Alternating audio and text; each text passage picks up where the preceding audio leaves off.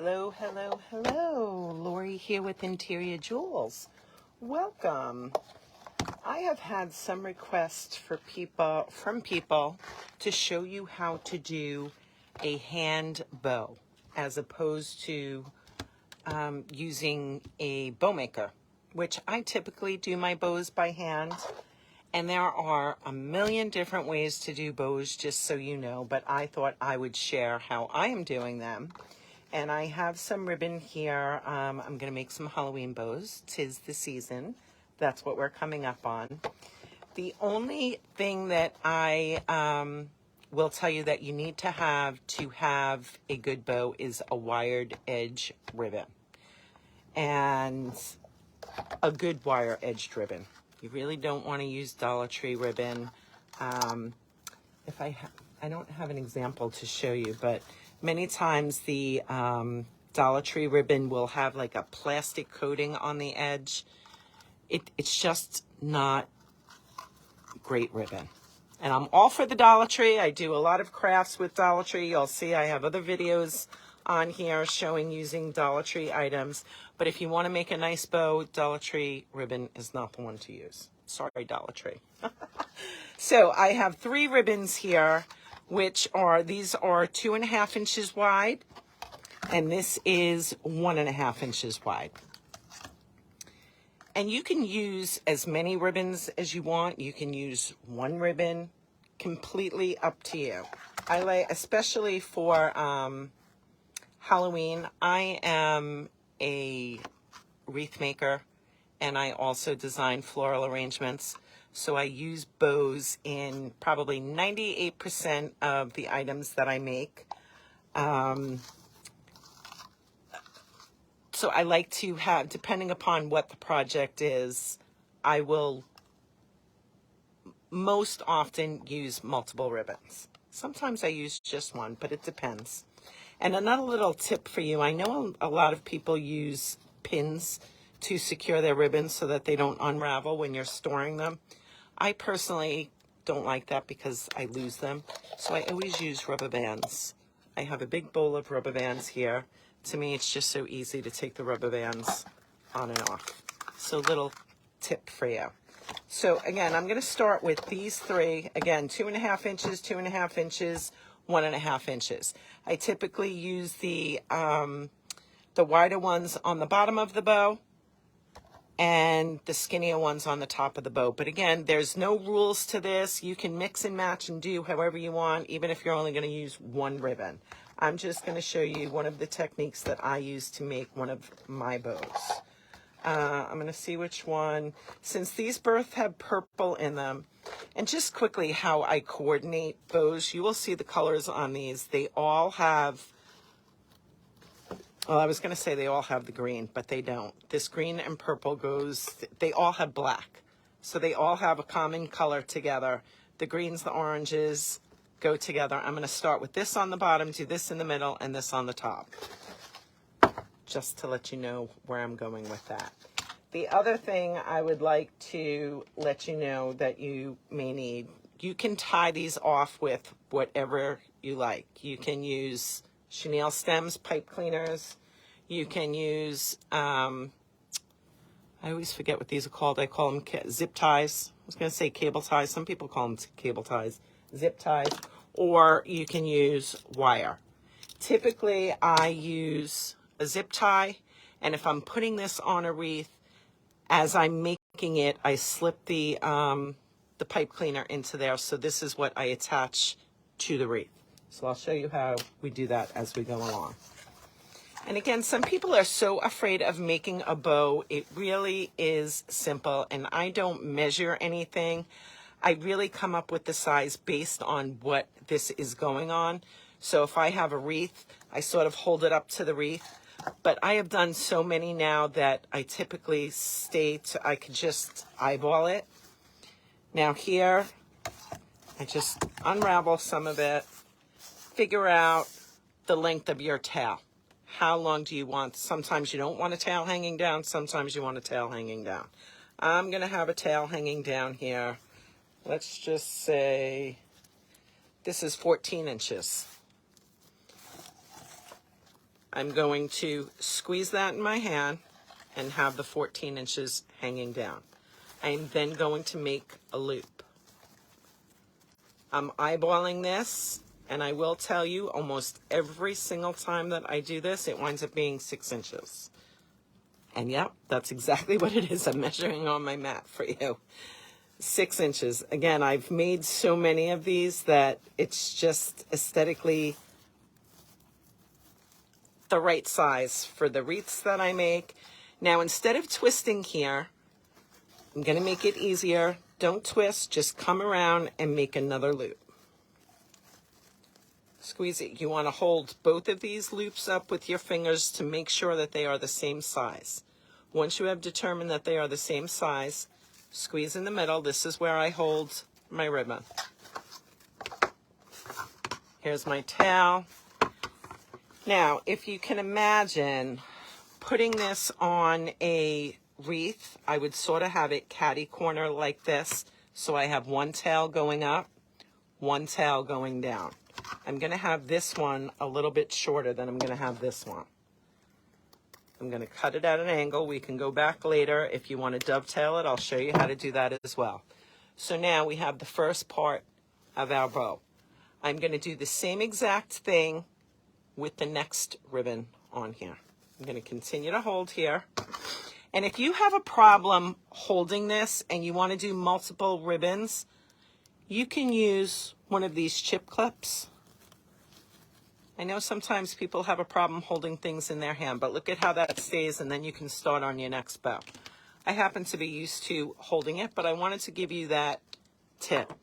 As a matter of fact, that's a lot of a common reason why people use the bow makers, not necessarily because they need the bow maker to make the bow, but it sort of holds it as they're working on it, so it makes it a little easier. Now I'm going to take this, and since I have my first one here, the second layers get easier because I'm just going to follow. I'm going to do the same size tail. I'm going to squinch it between my fingers. Now it gets a little bit different because we are on the second layer, and we always want to make sure that the right side of the ribbon is showing, so we give this a twist. Again, the beauty in a wired edged ribbon and that you're able to twist it and it stays. And I'm basically going to do it the same size as it is there. I'm going to take this in the middle again where I'm holding it, give it a twist.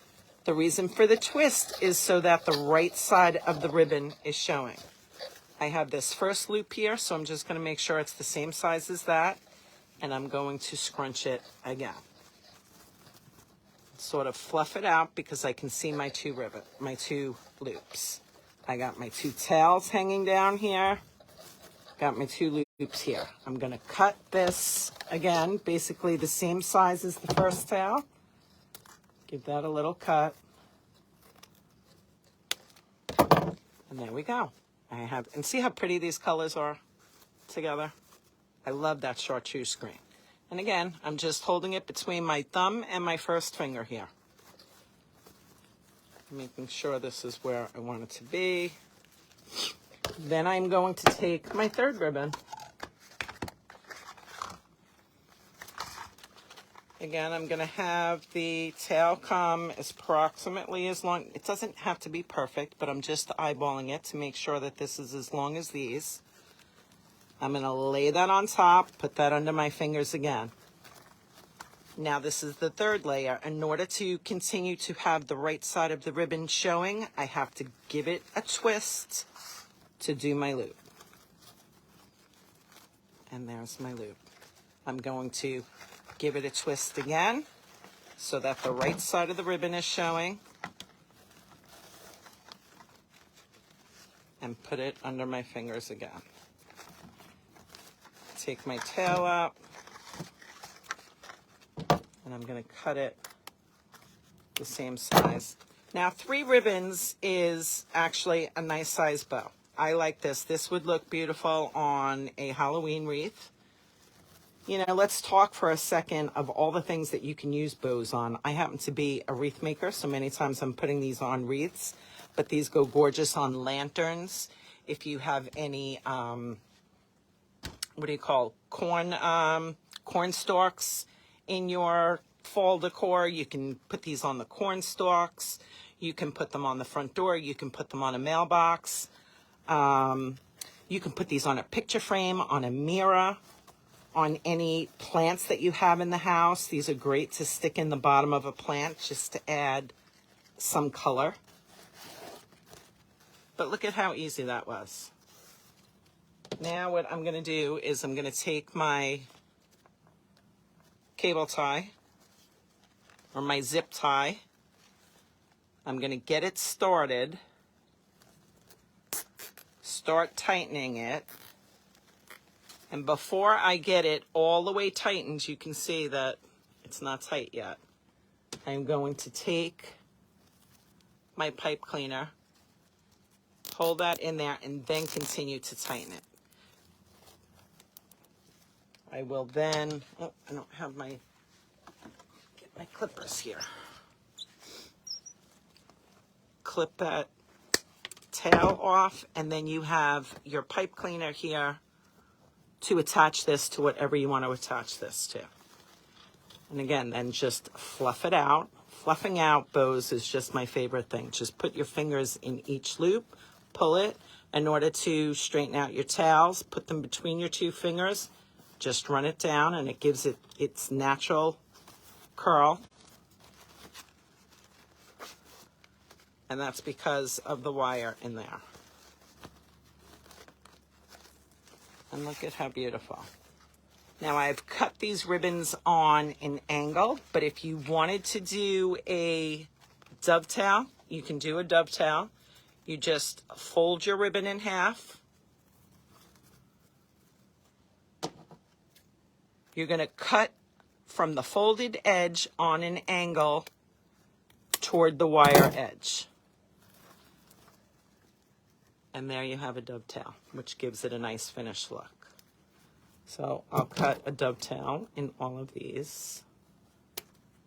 That goes 1, 2, 3. Do the other side. And your bow is complete. It took, actually, I know it's not so easy in the beginning if you've never done it before, but just keep practicing. You know, if you have ribbons like this, use the clip, the chip clip, like I told you. Don't fasten it. This way you can take it apart. Run your fingers, if you take this bow apart, run your fingers down the length of it so you get any creases out of it, and redo it again. While you're sitting there watching TV or doing whatever, just keep practicing the same technique. And before you know it, you will have it mastered and realize how easy it is. Now, as I said, I kind of like the look with my tails at the top shorter. This is kind of how I would put it on a wreath, and I would have the long tails hanging on the bottom. Look at how beautiful. So let me know if you have any questions. I hope that this was a good tutorial for you. If so, please give this video a thumbs up and also subscribe to my channel. You can also click on the notification button so that you will be notified when a new video is put up. And feel free to comment. I answer all comments. If you'd like to see anything specific, please let me know. I'm always all ears as to what kind of videos to put out there that people would like to see. And I would be happy to do it. I hope that you enjoyed this. Happy bow making. And send some pictures if you can. I would love to see your pictures. Thanks so much for watching, and have a great night.